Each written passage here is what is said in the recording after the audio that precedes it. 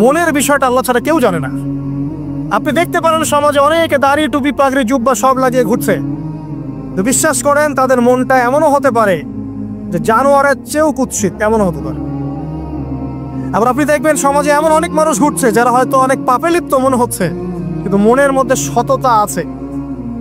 আর যার মনের মধ্যে সততা আছে আল্লাহ পাক কোনো না কোনো দিন ইনশাআল্লাহ তাকে হেদায়েত দিবে। এটা আমরা আমাদের অভিজ্ঞতা থেকেও দেখেছি। এমন অনেক মানুষকে আমরা দেখেছি যে ড্রাগ অ্যাডিক্টেড ছিল, মিউজিক করেছে, হারাম সম্পর্কের মধ্যে ছিল, নামাজ ঠিক মতো পড়ে নাই, কিন্তু যখনই আল্লাহর কথা আলোচনা হতো দেখতাম সে খুবই শান্তভাবে মন থেকে কথা শুনছে। এই কথা শুনতে শুনতে শুনতে একদিন মাশাআল্লাহ এখন দেখবেন যে চিল্লা দিয়ে বেড়াচ্ছে বিভিন্ন মসজিদে। আল্লাহ হেদায়েত দিয়েছে, সব ছেড়ে দিয়েছে। এরকম মানুষের অভাব নাই কিন্তু সমাজে। তো এখানে আল্লাহ পাকের রহমত বা দয়ার একটা উজ্জ্বল দৃষ্টান্ত দেখতে পারবেন। ঠিক এরকম আরো একটা ঘটনা আছে বনু ইসরাইলের। এক ব্যক্তি এত পাপ করেছে যে শেষে মৃত্যুর সময় সে সন্তানদেরকে ডাকছে, ডেকে বলছে যে আমি যখন মারা যাব আমার লাশটাকে তোমরা কবর দিও না, যদি আল্লাহ পাক আমাকে ধরতে পারেন তাহলে খবর আছে আমার। কি করতে হবে? সে বলছে যে আমার দেহটাকে তোমরা পুড়িয়ে ফেলবে, এবং পুড়িয়ে ফেলার পরে ছাইগুলোকে একত্রিত করবা, করে অর্ধেক ছাই সমুদ্রে ভাসিয়ে দিবা, অর্ধেক ছাই বাতাসে উড়িয়ে দিবা। সন্তানরা তাই করলো। মৃত্যুর পর আল্লাহ পাক এই সমুদ্র এবং জমিনকে বাতাসকে আদেশ করলেন যে তোমরা ছাই জড়ো করে দাও। আর মানুষ আর জিন আল্লাহর কথা না শুনলেও এই প্রকৃতি আল্লাহ পাকের কথা শোনে। বিজ্ঞান বলে প্রকৃতি থেকে সব হচ্ছে। কি প্রকৃতি? প্রকৃতি কি, কাকে বলে? মানুষকে আল্লাহর ইবাদতকে বাদ দিয়ে প্রকৃতি পূজায় নিয়ে গেছে। এই পুরো প্রকৃতি আর মহাবিশ্বে এক আল্লাহর ইবাদত করে। কে সৃষ্টি করলো প্রকৃতি? প্রাকৃতিক ভাবে হয়েছে সবকিছু বলে, আল্লাহ থেকে হয়েছে বলা যাবে না। বললে আপনি মৌলবাদী হয়ে যাবেন। আল্লাহ শব্দ ইউজ করলে আপনি মৌলবাদী হয়ে যাবেন। ধর্মতাত্ত্বিক শব্দগুলোকে আস্তে আস্তে উঠিয়ে দেওয়া হয়েছে। দেখবেন যুক্তি, বিজ্ঞান, দার্শনিক শব্দগুলোকে আনা হয়েছে। এটাও টেকনিক্যালি করা হয়েছে। কোন সেকুলার মিডিয়াতে আপনি দেখবেন না ইনশাআল্লাহ বলছে। ইনশাআল্লাহ প্রমাণ করবে যে আপনি আস্তিক না নাস্তিক। তো প্রকৃতিকে আল্লাহ পাক আদেশ করলেন এই সমুদ্র ছাই জড়ো করো, এই বাতাস ছাই জড়ো করো। তারা ছাই জড়ো করে দিল। এই ব্যক্তিকে বলা হচ্ছে তুমি জীবিত করে আল্লাহ পাক বলছেন তুমি যে এই কাজটা করেছিলে, লিমা ফাআলতা হাযা, তুমি এই কাজটা কেন করেছো? তখন এই ব্যক্তি উত্তর দিচ্ছে মিন খাশিয়াতিকা ইয়া রাব্বি ওয়া আনতা আ'লাম। হে আল্লাহ, আমি আমার বুঝে যা এসেছে আপনার ভয়েই আমি এই কাজটা করেছি, আর আপনি খুব ভালো করে জানেন যে আমি আপনার ভয়ে করেছি নাকি অন্য কোনো কারণে করেছি। মানে আপনি আমার মনের কথা জানেন। আল্লাহ পাক তাকে মাফ করে দিলেন। আপনাদেরকে আমি সেই ব্যভিচারী মহিলার কথাও মনে করাই। ওই মহিলা, যে ব্যক্তি একজন যৌনকর্মী ছিল, বা যেটা আমরা বলি ব্যভিচারিণী মহিলা ছিল, একটা কুকুরকে দেখেছে সে পানি পান করার জন্য তৃষ্ণার্ত, সে এটাতে মায়া করে দয়া করে তার মোজাটাকে নামিয়ে এই কূপ থেকে পানি উঠিয়ে কুকুরকে পান করিয়েছে। এই একটা কাজের বদৌলতে আল্লাহ রাব্বুল আলামিন এই ব্যভিচারী মহিলাকে মাফ করে জান্নাত দিয়ে দিয়েছে। হাদিসে এটাও এসেছে, নবী সাল্লাল্লাহু আলাইহি ওয়াসাল্লাম বলেছেন ইরহামু মান ফিল আরদ, তোমরা সবাই জমিনবাসীর প্রতি রহম করো। জমিনে মুসলিমই থাকতে হবে, তাদের প্রতি রহম করতে হবে এমন নয়, জমিনবাসী যারাই আছে সবার প্রতি রহম করো, জাতি ধর্ম বর্ণ নির্বিশেষে। এমনকি পশু পাখির প্রতিও দয়া করো। ইরহামু মান ফিল আরদ, জমিনে যা আছে সবার প্রতি রহম করো। ইয়ারহামুকুম মান ফিস সামা, যিনি আসমানে আছেন তিনি তোমাদের প্রতি রহম করবে ইনশাআল্লাহ। ইসলাম এই কথাগুলো বলেছে 1400 বছর আগে। আজকের এই বিশ্বের সো-কল্ড এই মডার্ন বিশ্বে যেখানে মানুষের রক্তের কোনো দাম নাই, সেখানে ইসলাম পশু পাখির অধিকার নিয়ে কথা বলেছে 1400 বছর আগে। কাদেরকে কি শেখাতে আসেন? কোরআন এবং সুন্নাহর বাইরে অভ্রান্ত সত্যের কোনো উৎস আছে? এখানে যা আছে তাই চূড়ান্ত। মানতে চাইলে মানেন, না মানতে চাইলে জাহান্নামে যান, কেউ তো বাধ্য করছে না। লাকুম দীনুকুম ওয়ালিয়া দীন। আল্লাহ পাকের রহমত দেখেন। আরেকটা ঘটনা আছে এমন, একটা বিড়ালকে বেঁধে রেখেছিল এক মহিলা, খাবার দেয় নাই, কষ্ট দিয়েছে। একটা বিড়ালকে খাবার না দিয়ে কষ্ট দেওয়ার কারণে এই মহিলাকে আল্লাহ পাক জাহান্নামে পাঠিয়েছে। এরকম কত ঘটনা আছে, এই ঘটনাগুলো হাদিসের পাতায় বর্ণিত আছে। কোরআনে কি বলছে দেখুন, কোরআনের আমি কয়েকটা পয়েন্ট আপনাদেরকে খালি বলছি, এটাই আমি সকালে ভাবছিলাম। আল্লাহ পাক আদম আলাইহিস সালামকে সৃষ্টি করেছেন আমরা সবাই জানি, কিন্তু আল্লাহ পাক সূরা সদের মধ্যে বলছেন ইবলিসকে, হে ইবলিস তোমাকে কিসে বারণ করলো আদমকে সিজদা করতে, যে আদমকে আমি নিজের হাত দিয়ে সৃষ্টি করেছি। আল্লাহ রাব্বুল আলামিন যে আমাদেরকে এত যত্ন করে ভালোবেসে সৃষ্টি করেছেন, এটা কি আল্লাহ পাকের দয়ার নিদর্শন নয়? মহাবিশ্বের অন্য কোনো মাখলুক সৃষ্টির ব্যাপারে আল্লাহ পাক বলেন নাই খলাকতু বিয়াদাই, আমি নিজ হাতে তাকে সৃষ্টি করেছি। শুধু সৃষ্টি নয়, সৃষ্টি করার পর আল্লাহ পাক তাকে সমস্ত নাম শিক্ষা দিয়েছেন। এই যে জ্ঞান শিক্ষা দেওয়া, জ্ঞান, এটা আল্লাহ পাকের সবচেয়ে বড় নিদর্শনগুলোর মধ্যে অন্যতম। এবং আল্লাহ পাকের সবচেয়ে বড় দয়া, আমার মত এটা, মানব জাতির উপরে আল্লাহ পাকের সবচেয়ে বড় দয়াটা হচ্ছে কি জানেন? আল্লাহ পাক আমাদেরকে জ্ঞান শিক্ষা দিয়েছেন, ওহী নাজিল করেছেন। এটা সব কিছুর ঊর্ধ্বে। কারণ আপনি তওবা করবেন, জ্ঞান লাগবে। নামাজ পড়বেন, জ্ঞান লাগবে। রোজা রাখবেন, জ্ঞান লাগবে। যাকাত দিবেন, ইলম লাগবে। আপনি দিনের যে কোনো আমল করেন, ইলম লাগবে। জান্নাত জাহান্নামের পথ খুঁজে পেতে হলে ইলম লাগবে। দেশ চালাবেন, ইলম লাগবে। অর্থনীতি চালাবেন, ইলম লাগবে। ইলম ছাড়া কিছু নাই, ইলমের উপরে কিচ্ছু নাই। এই ইলমটা আল্লাহ পাক কাকে শিক্ষা দিয়েছেন? আদম আলাইহিস সালামকে। আমরা তো শিখেছি সমাজবিজ্ঞান বইগুলোতে যে আমাদের পূর্বপুরুষরা নাকি গুহায় থাকতো আর গাছের ছাল পাতা খেয়ে থাকতো, তাই না? লতা পাতা খেয়ে থাকতো, গাছের ছাল পাতা খেয়ে থাকতো, পোশাক পরতো আর কি। বোগাস, ডাহা, মিথ্যা কথা। আল্লাহ রাব্বুল আলামিন সূরা বাকারা এবং সূরা আরাফ পড়ে দেখেন, আল্লাহ পাক বলছেন যে আদম আলাইহিস সালামকে আল্লাহ পাক সমস্ত নাম জ্ঞান শিক্ষা দিয়েছেন। মহাবিশ্বের যে প্রয়োজনীয় জ্ঞানগুলো আছে সেগুলো আল্লাহ পাক আদমকে শিখিয়েছেন আলাইহিস সালাম। ওয়াল্লামা আদামাল আসমা কুল্লাহা, আল্লাহ পাক আদমকে সমস্ত নাম শিক্ষা দিয়েছেন। আমাদের পিতা মাতারা মূর্খ ছিলেন না, তারা সৃষ্টি থেকেই জ্ঞানী ছিলেন। আদম আলাইহিস সালামের পারমাণবিক বোম বানানোর কোনো প্রয়োজন ছিল না, ছিল? বানান নাই। আপনার মধ্যে এই জ্ঞানটা আসছে কিভাবে? বাই ডিএনএ আপনি জ্ঞান পাচ্ছেন, কারণ আমরা আদম সন্তান। অনেক জ্ঞান আমাদের ভিতরেই আছে, এগুলো চর্চার মধ্য দিয়ে, গবেষণার মধ্য দিয়ে প্রস্ফুটিত হয় মাত্র। জ্ঞান ভিতরে আছে আমাদের, আমাদের পিতাকে জ্ঞানী করে পাঠানো হয়েছে। এই জ্ঞান শিক্ষা দেওয়াটা হচ্ছে আল্লাহ পাকের সবচেয়ে বড় দয়াগুলোর মধ্যে একটা, গ্রহণ করেছেন। শুধু তাই নয়, আদম আলাইহিস সালামকে এমন জ্ঞান শিক্ষা দিয়েছেন যে জ্ঞান ফেরেশতারা পর্যন্ত জানতো না। এটা কি দয়া নয়? এটা কি আদম সন্তানের প্রতি ভালোবাসা নয়? তারপরে সেজদা করিয়েছেন। মহাবিশ্বে অন্য কাউকে কি সেজদা করানো হয়েছে? কোরআনে কি এমন কোনো দলিল আছে যে আদম আলাইহিস সালাম ছাড়া অন্য কাউকে সব ফেরেশতারা সেজদা করেছেন? আছে? তাহলে এই যে সম্মান দেয় আল্লাহর পক্ষ থেকে, সম্মান কিসের ভিত্তিতে? সম্মান শারীরিক ক্ষমতার ভিত্তিতে? সম্মানটা কি কারণে? জ্ঞানের কারণে, ইলমের কারণে, জ্ঞানের কারণে সম্মান। এই সম্মান দেওয়াটা কি আল্লাহ পাকের রহমত এবং দয়ার নিদর্শন নয়? অতএব সম্মান পেতে হলে, আল্লাহর রহমত পেতে হলে সেই জ্ঞানের চর্চায় আবার ফিরে আসতে হবে। আপনি যদি আজও সেই ওহির জ্ঞানের চর্চা করেন, আল্লাহ পাক এই পৃথিবীবাসীর বুকের মধ্যে আপনার জন্য সম্মান পয়দা করে দিবেন ইনশাআল্লাহ। দেখেন, ওই সেই জ্ঞানে যদি আপনি এখনো চর্চা করেন, আজও আপনি সম্মানিত হবেন ইনশাআল্লাহ। ব্যক্তির চর্চা করলে ব্যক্তি সম্মানিত হবে, একটা পরিবার চর্চা করলে ওই পরিবার সম্মানিত হবে, একটা সমাজ যদি চর্চা করে সেই ওহির জ্ঞান, ওই সমাজ সম্মানিত হবে।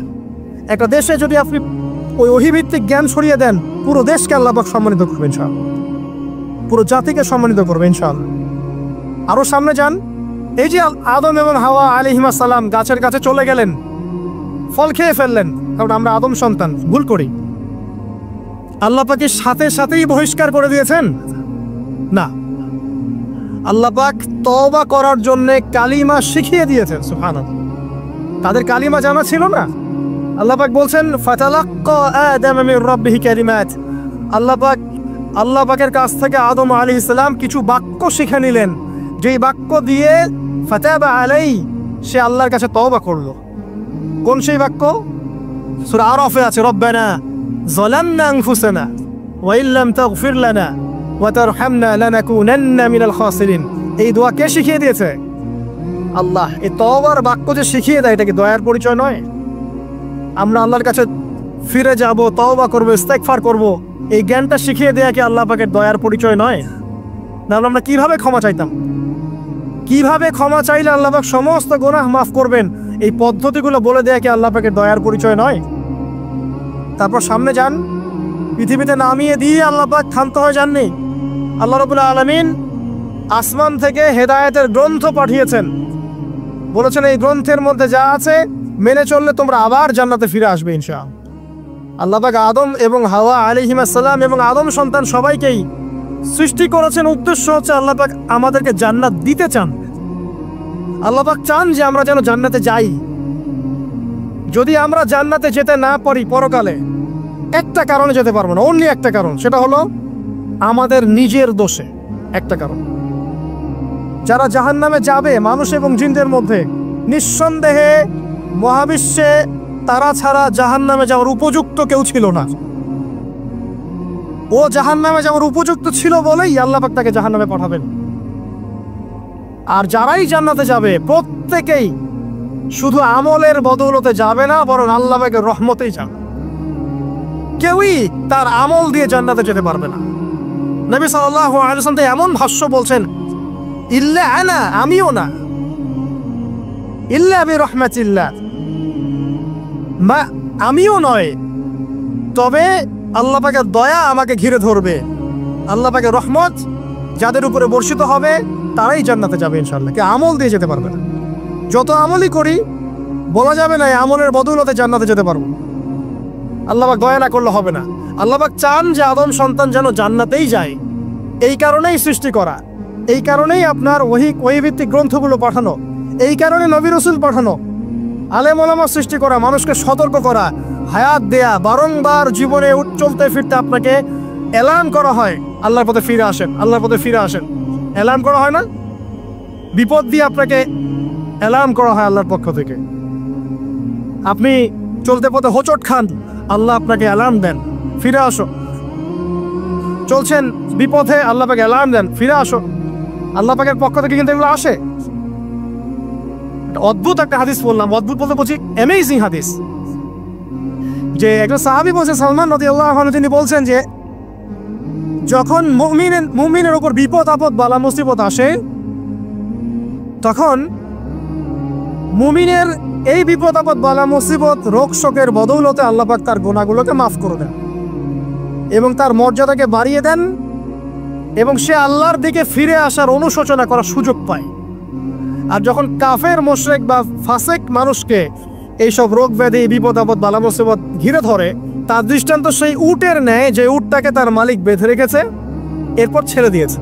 সে উটটা বুঝতেও পারলো না কেন তার মালিক তাকে বেঁধে রাখলো আর কেনই বা তাকে ছেড়ে দিল। কথাটা কি বুঝতে পারছেন?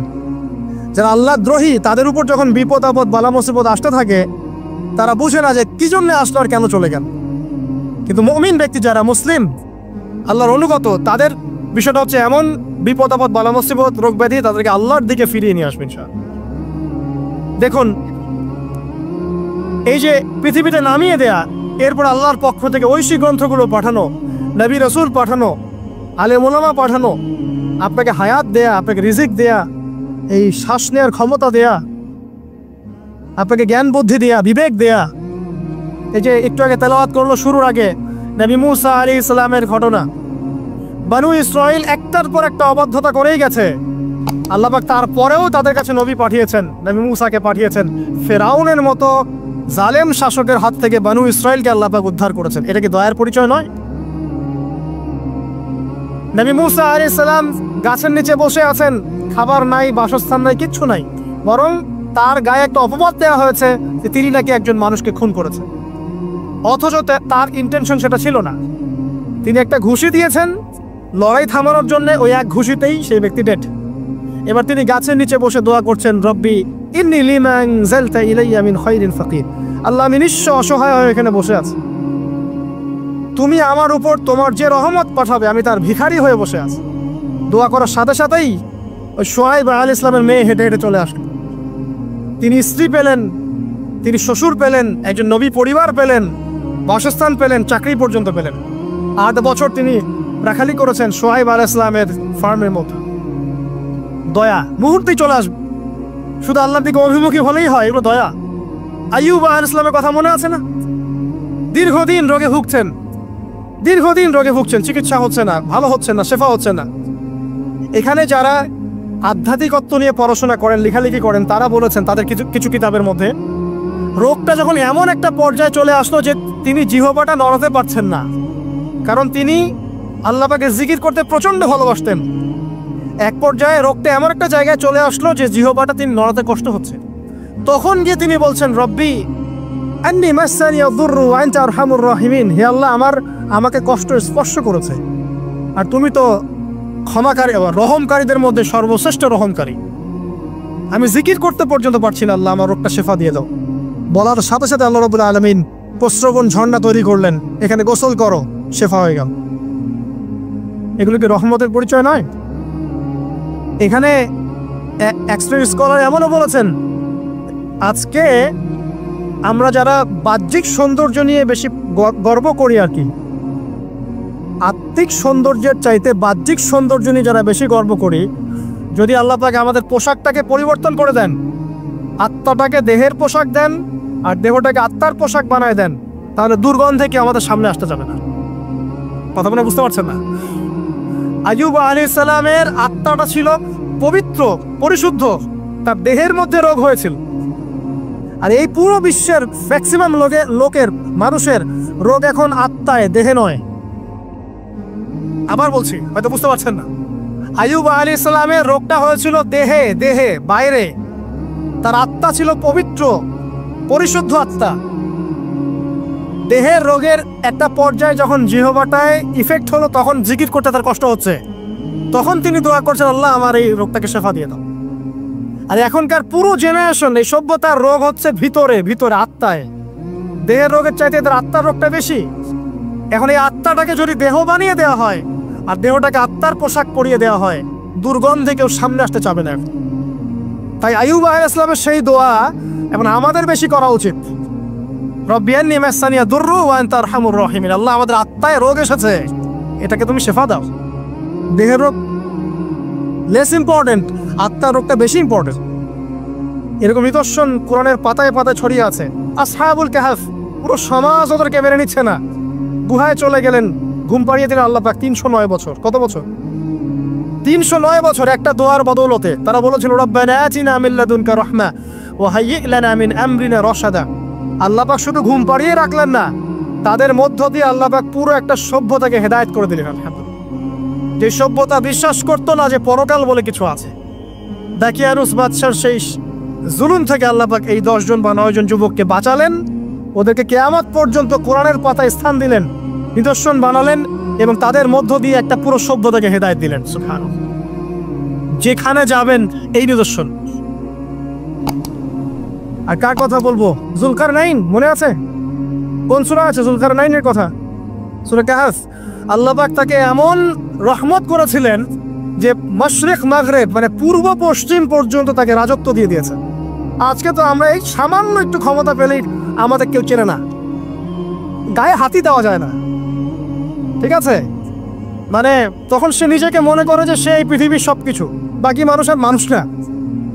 ক্ষণস্থায়ী সামান্য একটু ক্ষমতা দিয়ে দেখবেন আমাদের অবস্থা খারাপ।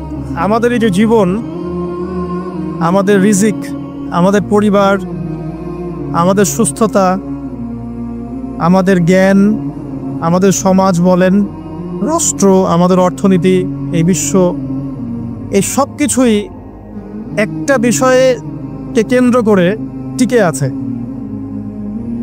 শুধুমাত্র একটা বিষয়ের সাথে এই পুরো মহাবিশ্ব সম্পর্কিত।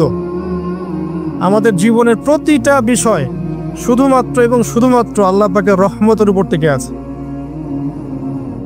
আল্লাহ পাকের রহমত আমাদের ব্যক্তি জীবন, পারিবারিক জীবন, আমাদের দেহ, আমাদের মন, আমাদের জ্ঞান, অর্থনীতি, ব্যবসা বাণিজ্য, আমাদের রাষ্ট্র, সব কিছুর মধ্যে শুধুমাত্র আল্লাহ পাকের রহমত দিয়ে ভর্তি। হ্যাঁ, আল্লাহ পাকের রহমতের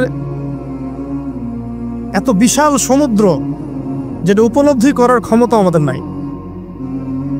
আমরা যদি সবাই ঠান্ডা মাথায় একটাবার খালি ভাবতে বসি, সবাই যার যার জায়গা থেকে ভাবি যে আল্লাহ পাক আমাদেরকে কি কি রহমত দিয়ে রেখেছেন, কি কি নিয়ামত দিয়ে রেখেছেন। ওয়াইন তাউদ্দু নি'মাতাল্লাহ লা তুহসুহা। তোমরা যদি আল্লাহ পাকের নিয়ামত গণনা করা শুরু করো, কোশ্চিনকালেও গুণে শেষ করতে পারবে না। আল্লাহ পাক সূরা জুমারের মধ্যে বলেছেন, কুল ইয়া ইবাদিয়াল্লাযীনা আসরাফু আলা আনফুসিহিম। হে নবী, আপনি বলে দিন, আমার বান্দাদেরকে বলে দিন যে হে আমার বান্দারা, তোমরা যারা তোমাদের নফসের উপরে জুলুম করেছো, সুদীর্ঘকাল নামাজের খবর ছিল না, যাকাত দিইনি, হজ ফরজ হয়েছিল করি নাই, সওম রাখিনি, আল্লাহর দিন এগিয়ে নেওয়ার কোনো চেষ্টাই করি নাই, সুদীর্ঘকাল হারাম খেয়েছেন, ঘুষ খেয়েছেন, জেনা করেছেন, বাদ্যযন্ত্র বাজিয়েছেন, অশ্লীলতা এর মধ্যে ডুবেছিলেন, মাদকদ্রব্য সেবন করেছেন, সুদীর্ঘকাল তোমরা যারা নিজেদের নফসের উপর জুলুম করেছো, লা তাকনাতু মির রাহমাতিল্লাহ, তোমরা আল্লাহ পাকের রহমত থেকে নিরাশ হয়ে যেও না। তোমরা আল্লাহ পাকের রহমত থেকে নিরাশ হয়ে যেও না। ইন্নাল্লাহা ইয়াগফিরু যুনুবা জামিআ, আল্লাহ পাক চাইলে সমস্ত গুনাহ মাফ করতে পারেন। ইন্নাহু হুয়াল গফুরুর রহিম, তিনি হচ্ছেন পরম করুণাময়, অসীম দয়ালু। আমি আলোচনা সামনে নিয়ে যাওয়ার আগে একটা বিষয় বলে রাখতে চাই, এই আলোচনাকে একপাক্ষিকভাবে একপেশেভাবে বুঝে নেওয়ার কোনো সুযোগ নাই। আল্লাহ পাক যেমন পরম করুণাময় অসীম দয়ালু, ঠিক একইভাবে আল্লাহ রাব্বুল আলামিন শাদীদুল ইকাব, কঠিন শাস্তি দাতাও বটে। এই দুটো বিষয় মাথায় রেখেই আল্লাহর রহমতের আশাও করতে হবে এবং আল্লাহ পাকের গজবের ভয়ও করতে হবে। এর মাঝখানেই হচ্ছে ঈমান। এই জায়গা থেকে আলোচনা বুঝতে হবে। আল্লাহ পাক তৌফিক এনায়েত করুন, আমিন। আমাদেরকে আল্লাহ রাব্বুল আলামিন তার রহমত থেকে নিরাশ হতে বারণ করছেন। যে যত পাপ করেছে জীবনে, যদি একটাবার কেউ যদি আল্লাহ পাককে মন থেকে ডাকে, চোখ দিয়ে ঝরঝর করে পানি পড়ে, আল্লাহ পাককে বলে, সেজদায় গিয়ে পড়ে আল্লাহকে বলে রব্বিক ফিরলি, আল্লাহ আমাকে মাফ করে দাও, তার মনের মধ্যে যদি সততা থাকে, মন থেকে যদি সেই কথাটা বলে থাকে, আল্লাহ পাক শুধু তাকে ক্ষমাই করবেন না, তার সমস্ত গুনাহগুলোকে আল্লাহ নেকি দিয়ে পরিবর্তন করে দিবেন।